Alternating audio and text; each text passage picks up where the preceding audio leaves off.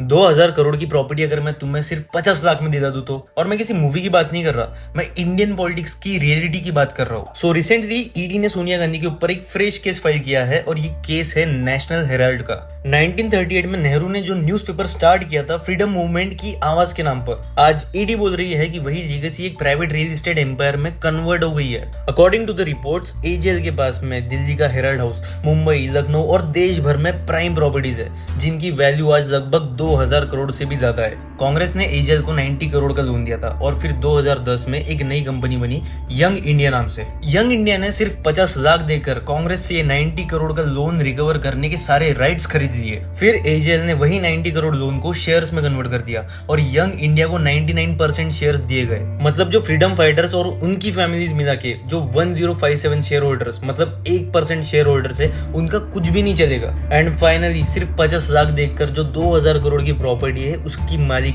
Young India company हो गई।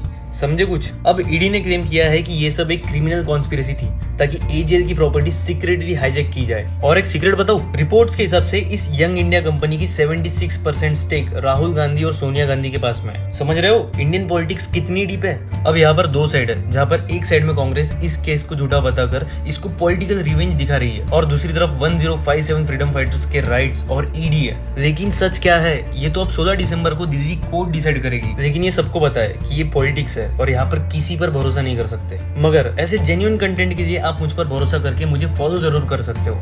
जय हिंद।